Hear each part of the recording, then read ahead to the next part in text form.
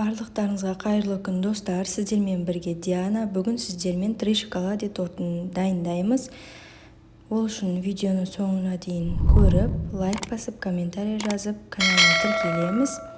Бұл торт муссовый торт, дәмі өте ерекше, балмұздаққа ұқсайды. Видеоны соңына дейін қараңыздар, бірге жасаймыз. Ең алдымен құрғақ таза ыдысымызға жұмыртқамызды саламыз. Оның үстінен қантымызды саламыз. Біз қазір ең алдымен корждарымызды дайындаймыз. Қантымызды салғаннан кейін жақсылап миксердің көмегімен араластырамыз. Көлемі ұлғайғанша, қантымыз ерігенше араластырамыз. Және оның үстінен сұйық майымызды құямыз. Тағы да миксердің көмегімен жақсылап араластырамыз. Дәмі өте ерекше торттардың бірі, сіздер де жасап көріңіздер. Дастарханға қойсаңыздар, өте керемет. Келесі кезекте құрғақ заттарды араластырамыз. Какао, електен үзілген ұнның үстіне какаомызды саламыз. Осылай жақсылап араластырып, сұйық массамызға саламыз. Және де тағы да миксердің көмегімен жақсылап араластырамыз. Бұл тортқа қопсытқыш қосылмайды. Ең алдымен біз корждарын дайындап аламыз. Пісіріп суығаннан кейін муссовый сұйықтығымызды дайындаймыз. Міне біздің коржымыз дайын болуға жақын қалды. Ең соңында осылай қайнаған ыстық суымызды құйып, осылай қолымыздың көмегімен жақсылап араластырамыз. Бізде осындай жылтыр, түйіршіксіз масса пайда болуы қажет. Келесі кезекте формамызға құямыз. Менде форманың диаметрі 20 сантиметр. Формамызға құямыз. Пешімізді алдын ала 180 градуста қыздырып, 25-30 минутта пісіп шығады. Келесі кезекте біз муссовый массаларымызды дайындаймыз. Ол үшін бізге салқын сливки қажет болады. Желатин, сүт, қант, жұмыртқа қажет болады. Сливкиімізді холодильникке сала тұрамыз, мұздатқышқа. Желатиніміздің үстіне салқын суымызды құйып, осылай жақсылап араластырамыз. 10-15 минутқа қалдырамыз. Дайын болу үшін. Ең алдымен муссовый массамызды дайындау үшін жұмыртқамызды үстіне қантымызды салып, венчиктің көмегімен жақсылап араластырамыз.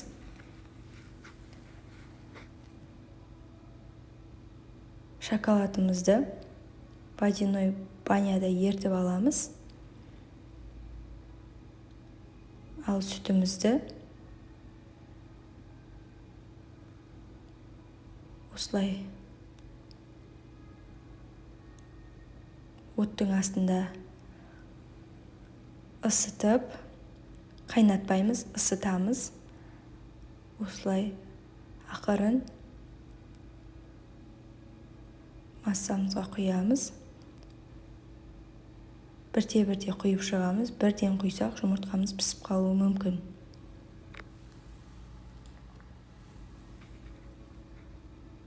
Осылай барлық сүтімізді құямыз. Бөліп құйып отырып араластырамыз жақсылап. Тез, жылдам араластырып, осы массамызды қайтадан отқа қоямыз. Қоюланғанша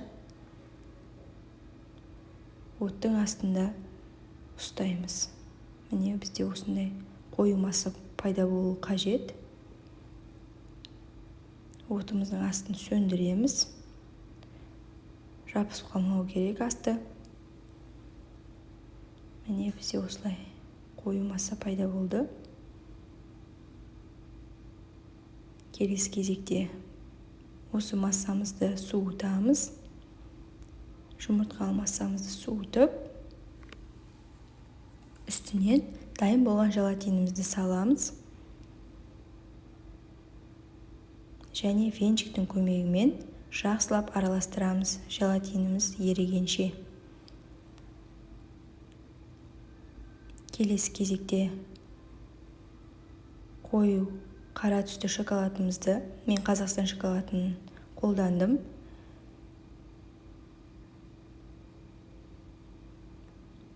Қазақстан шоколады қара түс көбірек береді. Міне бізде дайын болды. Бірінші шоколадымыз дайын болды. Холодильниктен сливкиімізді шығарып, қою болғанша жақсылап араластырамыз миксердің көмегімен. Бізде осындай қоюлық қажет болады бізге. Жаңағы дайын болған шоколадты массамызға сливкиімізді қосамыз.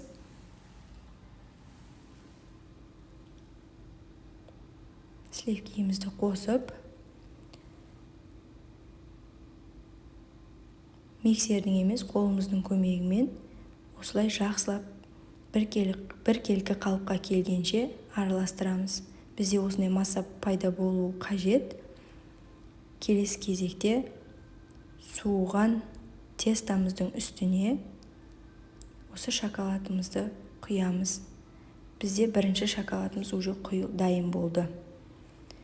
Келесі кезекте молочный шоколадпен дайындаймыз. Міне біздің ең алғашқы шоколадымыз дайын болды. Қою түсте болады. Морозильникке саламыз. Келесі молочный шоколадымызды дайындаймыз.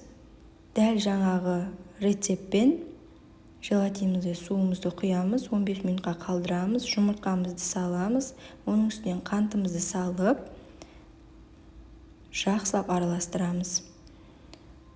Дәл жаңағы рецепт, тек шоколадтың түстері өзгеріп отырады. Сүтімізді ысытамыз, қайнатпаймыз. Жұмыртқалы массамыздың үстіне осылай бөліп құямыз. Жұмыртқамыз пісіп қалмауы қажет, себебі сүтіміз өте ыстық. Келесі кезекте дайын болған массамызды оттың астында қою болғанша ұстайтын боламыз. Асты жабысып қалмауы қажет. Оттың астында осылай араластырып тұрамыз венчиктің көмегімен. Бізде қою масса пайда болу қажет. Басында көргендеріңіздегідей рецепт тек шоколадтың түсі өзгеріп отырады. Қалған заттардың барлығы сол өлшеммен салып отыра бересіздер. Желатинімізді саламыз. Венчиктің көмегімен тағы да жақсылап араластырамыз. Шоколадымызды, молочный шоколадымызды водяной баняда ерітіп, үстіне саламыз.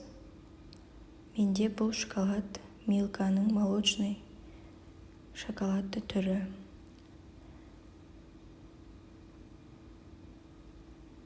Кез келген дүкендерде сатып алсаңыздар болады, бар ол шоколад.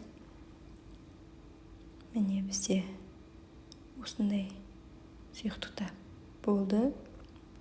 Салқын сливкиімізді жаңағыдай миксердің көмегімен жақсылап араластырып, қою болғанша араластырамыз және шоколадты массамыздың үстінен саламыз. Жақсылап араластырамыз тағы да. Дәмі өте керемет, балмұздақтың дәміне ұқсайды. Балаларыңызға жасап берсеңіздер өте керемет болады, ұнайды балаларыңызға. Дастарханға қойсаңыздар да дастарханның сәнін келтіретін муссовый торттардың бірі. Морозильниктен шоколадымызды шығарамыз жаңағы. Үстінен молочный массамызды құйып шығамыз. Құйып болғаннан кейін тағы да ақ шоколадымызды дайындап болғанша морозильникте сақтаймыз. Келесі кезекте біз ақ шоколадымызды дайындаймыз. Өте оңай рецепт, жасап көріңіздер. Қонақтарыңыздың көңілінен шығады. Дәл жаңағыдай қайталаймыз. Желатинімізді 10-15 минутқа қалдырамыз. Салқын су құйып.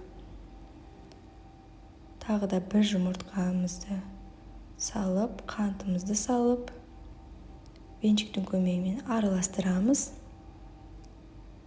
Сүтімізді қайнатамыз. Ақ шоколадымызды водяной баняда ерітеміз.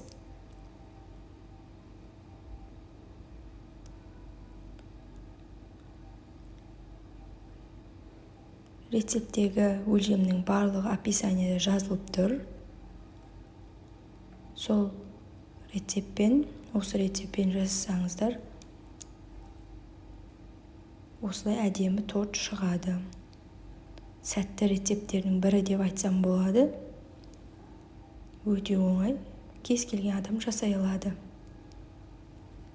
Сүтімізді құйғаннан кейін оттың астына қоюланғанша массамызды қоямыз. Тағы да ескертемін, асты жабысып қалмауы керек. Асты жабысса, массамыздың қайтадан жасауға тура келеді. Міне біздің массамыз дайын болды. Жұмыртқалы массамыз. Суытамыз. Бөлек ыдысқа салып, оның үстінен ерітілген ақ шоколадымызды салатын боламыз. Міне желатинімізді саламыз, ерігенше араластырамыз. Және еріген ақ шоколадымызды үстінен саламыз. Менде ақ шоколад, бельгийский шоколад, оригинал. Сіздер дүкеннен кез келген ақ шоколадты қоссаңыздар бола береді. Салқын сливкиімізді осылай тағы да араластырамыз қойы болғанша.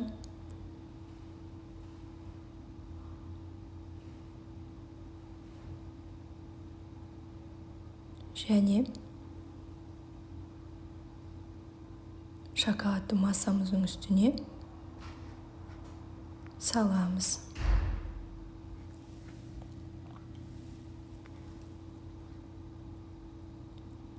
Міне бізде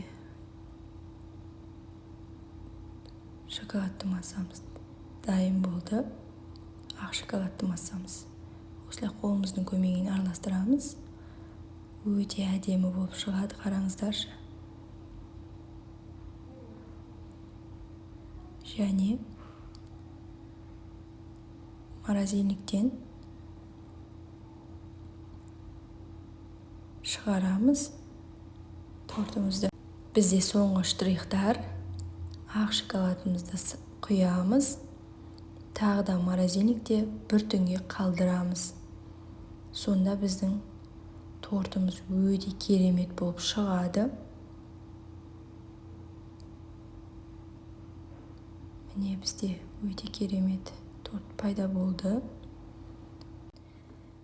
Менде осылай түсіп қалыпты видеоға тікесінен.